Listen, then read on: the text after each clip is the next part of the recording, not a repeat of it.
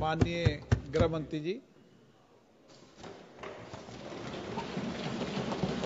मान्यवर, संविधान के अनुच्छेद 356(1) के अंतर्गत राष्ट्रपति महोदय द्वारा 13 फरवरी 2025 को जारी की गई उद्घोषणा का अनुमोदन करने का मैं प्रस्ताव लेकर सदन के सामने आया हूं। मान्यवर, हम सब जानते हैं कि हाईकोर्ट के एक फैसले के कारण मणिपुर में दो समुदायों के बीच में आरक्षण संबंधी विवाद के कारण एक जातीय हिंसा का उद्भव हुआ। मान्यवर, ये रायट्स नहीं है ना टेररिज्म है।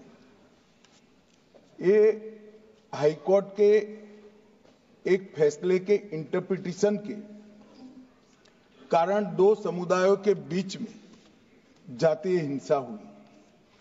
सभी सदस्यों ने इस पर काफी चिंता व्यक्त की है मान्यवर, और उन्होंने कहा कि भाई तुरंत शांति हो, पुनर्वास के लिए तुरंत प्रयास किए जाएं, केसों की न्यायिक जांच हो और जो पीड़ित है उनकी पीड़ा कम करना और उनका जो नुकसान हुआ है इसकी भरपाई होनी चाहिए। मान्यवर, दिसंबर, जनवरी, फरवरी और मार्च 4 महीने से वहां पर हिंसा नहीं है। और जहां तक कैंपों का सवाल है, पहले से ही इसके अंदर खाने पीने की व्यवस्थाएं, दवाइयां, मेडिकल सुविधाएं, ये सब सुनिश्चित कर लिया गया है। टेक्निकल एजुकेशन, मेडिकल एजुकेशन की वहां पर ऑनलाइन व्यवस्था हो चुकी है। प्राइमरी एजुकेशन के लिए कैंपों के लिए अंदर ही वहां पर वर्ग लगाए गए हैं, जहां इनकी पढ़ने की सुविधा करने का प्रयास किया गया। मैं नहीं कहता कि ये सुविधा अपने घर में रहकर बच्चा पढ़ता है इतनी अच्छी है, मगर हम सब जानते हैं मान्यवर, जब जातीय हिंसा होती है तब ये सारे प्रश्न खड़े होते हैं। मुझे लगता है कि इसको पार्टी के साथ एकदम जोड़ना नहीं चाहिए। मैं इस तरह का जवाब भी देना नहीं चाहता सदन में कि आपके समय में इतनी हिंसा हुई थी, हमारे समय में इतनी हुई, आपके समय से हमारे समय में कम हुई है। हिंसा होनी ही नहीं चाहिए। इसमें इन प्रिंसिपल किसी की इस सदन में असहमति नहीं है, परंतु पिक्चर इसी तरह से खड़ा करने का प्रयास किया कि भाई भाजपा के शासन में ही जातीय हिंसा हुई है। मान्यवर, मैं 2-3 चीजों पर ध्यान आकर्षित करना चाहता हूं। पहले मैं सिर्फ मणिपुर की ही बात करूंगा। मणिपुर में 1993 में जातीय हिंसा हुई, नागा कुकी संघर्ष हुआ। 93 से 98 तक 5 साल तक चला, 750 मौतें हुई। और मान्यवर, इसके अंदर छूट-फूट घटनाएं 1 दशक तक चलती रही। मैं ये नहीं कहता कि 1 दशक तक चली थी, हमारा कम हुआ है। हम तो ऐसा मानते हैं हमारे समय में जरा भी नहीं होना चाहिए, मगर एक दुर्भाग्यपूर्ण फैसला आया और इसके कारण हिंसा बढ़ी। इसको तत्काल कंट्रोल कर दिया गया। जो 260 मौतें हुई है मान्यवर, इसमें से 80% पहले 1 महीने के अंदर ही हुई। 80%। बाकी सारी मौतें बाकी महीनों में होती गई। मान्यवर, कुकी पाइते संघर्ष हुआ 97-98 में। 50 से ज्यादा गांव नष्ट कर गए, 40,000 लोग विस्थापित हुए, 352 लोग मारे गए, सैकड़ों घायल हो गए, 5,000 घर जलाए गए। मतई पंगल संघर्ष हुआ 1993 में। उस वक्त 100 से ज्यादा मृत्यु हुई थी और 6 माह तक हिंसा चली। अब मैं चित्र इस तरह से खड़ा कर दिया गया कि भारतीय जनता पार्टी विफल हो गई। मैं इतना ही कहना चाहता हूं, ये तीनों हिंसा, बड़ी बड़ी हिंसा, 10 साल, 3 साल और 6 माह और सैकड़ों मृत्यु इससे भी ज्यादा वो इंडी अलायंस के शासन में तीनों वक्त आपके ही प्रधानमंत्री थे और उसके बाद भी नहीं गए, कोई गृह मंत्री भी नहीं गया। जो मुद्दे उठाते हैं उनको मेरा सिर्फ छोटा सा वास्तविकता मैं बताना चाहता हूं। और मान्यवर, ये तो जातीय हिंसा थी। हमारी सरकार आई 2017 में, उसके पहले 5 साल में एवरेज 1 साल के अंदर 212 दिन मणिपुर बंद रहा है मान्यवर। कोई जातीय हिंसा नहीं थी।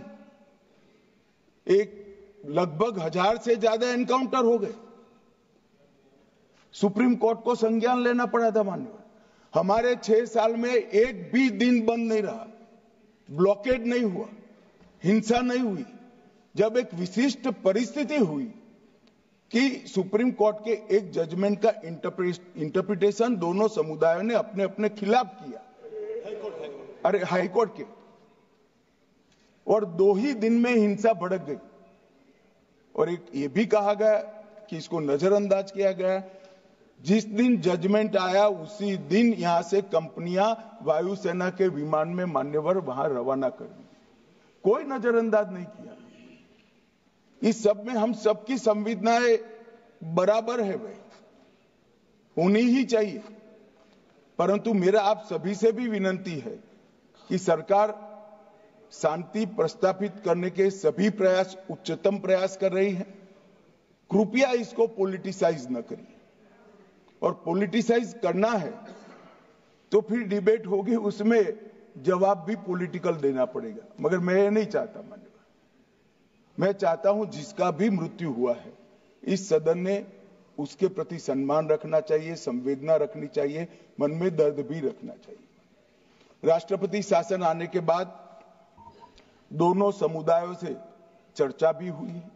2 मीटिंग दोनों समुदायों के सारी संस्थाओं से अलग अलग हुई है।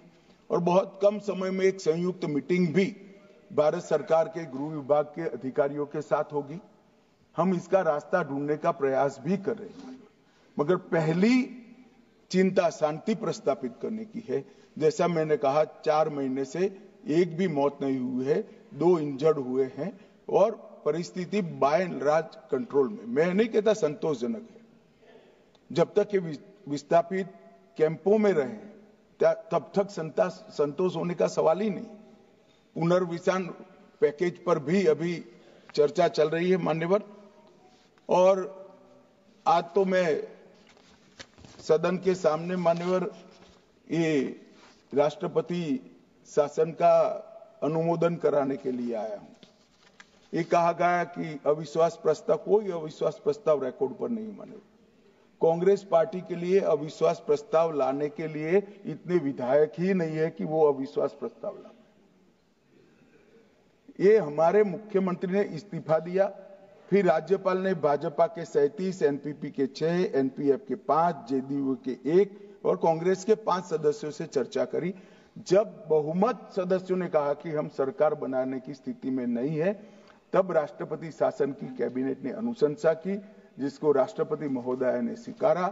और जो सुप्रीम कोर्ट का जजमेंट है, इसके हिसाब से मैं 2 माह के अंदर इसका अनुमोदन लेने के लिए आया हूं। मेरा सदन के सभी सदस्यों से विनती है कि सरकार चाहती है कि जल्द से जल्द शांति हो, जल्द से जल्द पुनर्वसन हो और जो जख्म लगे हैं उस पर मरहम भी लगाया जाए। कृपया सभी दल एक मत होकर ये राष्ट्रपति शासन के निर्णय का अनुमोदन करें, ऐसा मैं आपके माध्यम से विनती करना चाहता हूं।